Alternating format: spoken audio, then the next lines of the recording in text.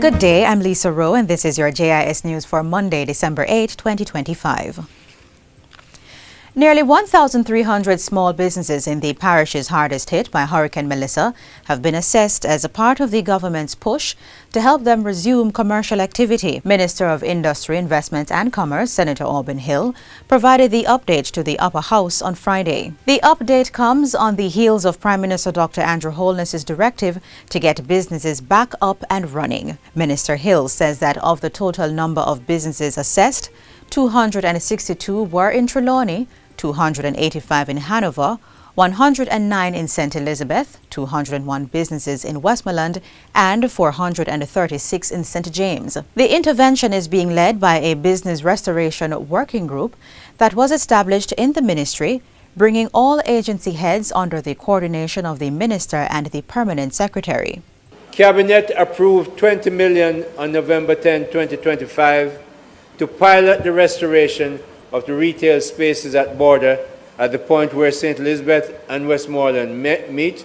45 families, 26 fishermen will be helped, plus all the farmers who produce all the stuff, the yam, the potatoes, the vegetables that go into the food that is produced or shared. On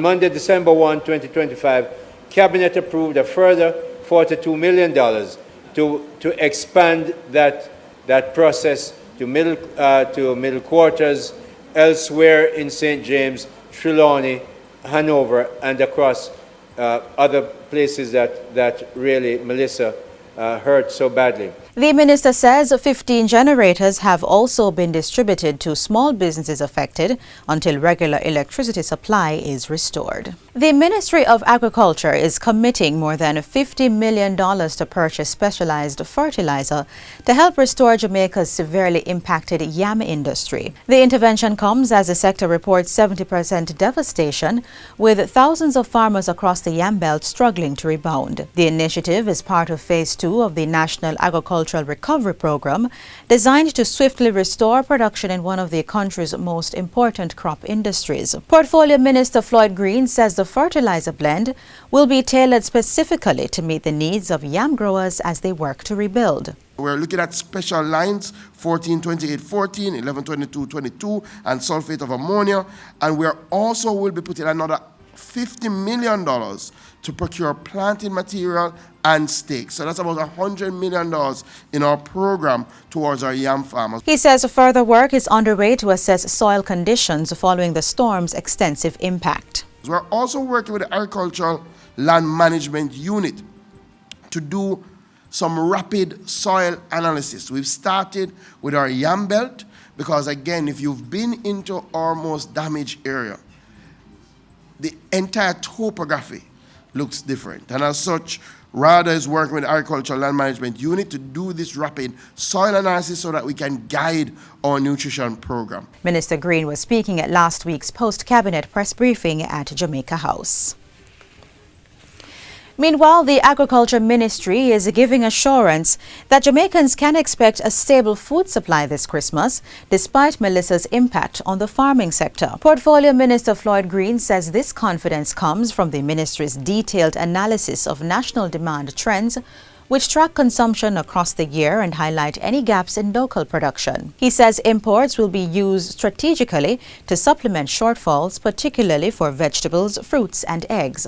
We will not do more than is necessary. I want my farmers not to worry. There will be space for your products. Once you bring them to market, there will be space for that. But already, we're looking to tap into external support for our vegetable lines and our table eggs. Jamaica's health sector response to Hurricane Melissa has been bolstered by the arrival of a Navy hospital ship from the People's Republic of China. The vessel, named the Silk Road Ark, docked at Montego Bay Freeport in St. James last Thursday. During a tour of the medical ship, Minister of Health and Wellness Dr. Christopher Tufton conveyed appreciation for China's timely intervention in support of the nation's health sector. I want to just say a big thank you, and we're very pleased with what we see. The vessel is staffed by more than 100 clinicians and support personnel who will facilitate outpatient care, diagnostic services and elective surgeries. China's ambassador to Jamaica, His Excellency Wang Jingfen,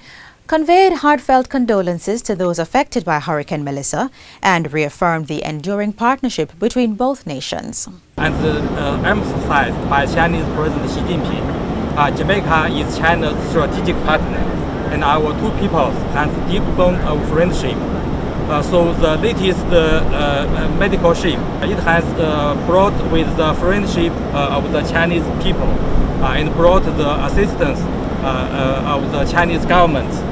They will provide humanitarian medical service. Following its 3-day stop in Montego Bay, the vessel will continue to Kingston and Falmouth. Still on health, the government is ensuring pregnant and lactating mothers have uninterrupted access to key services in the aftermath of Hurricane Melissa. This is being done through a national maternal health outreach program organized through the Portfolio Ministry's Family Health Unit. It's providing access to a suite of maternal care services, including health checks, psychosocial counseling, ultrasound sonography, and physical activity assessment. Most of them, they're going through a very tough period, especially since the passing of Hurricane Melissa. So, of course, we're starting out with those parishes that have been heavily devastated. State Minister Crystal Lee, who leads the initiative, reveals that the island-wide program has so far benefited mothers in Black River, Savannah Lamar, Grange Hill, Albert Town, and other areas in the west of the island. Also, we discuss proper nutrition, best practices, and of course furnish them with the relevant support that we can in terms of care packages, maternal packages, hygiene packages, which includes mosquito nets, sanitizers, bleaches, supplements, maternal supplements, including folic acid and iron tablets. A team of doctors, nurses, health education and behavior change officers from the ministry and the regional health authorities are supporting the intervention alongside external partners UNICEF and UNFPA. And finally, Beverly Barnaby Young is the latest recipient of a home courtesy of the government's new social housing program, NSHP. Prime Minister Dr. Andrew Holness handed over the unit in Westmoreland recently. He commended the achievements of the program, noting that its units withstood the recent passage of Hurricane Melissa. All of the houses stood up very well. I believe there are 2 houses which were flooded, but those were really flooded, high with the water all the way up to the roof of the house. Wow. Yes. But they're still standing, still strong. Yeah. So it's a really good program that has done well. To date, approximately 310 houses have been handed over, with 85 at varying stages of construction and another 56 to be completed by March of next year. And that's it for JIS News Today. I'm Lisa Rowe. Thanks for watching.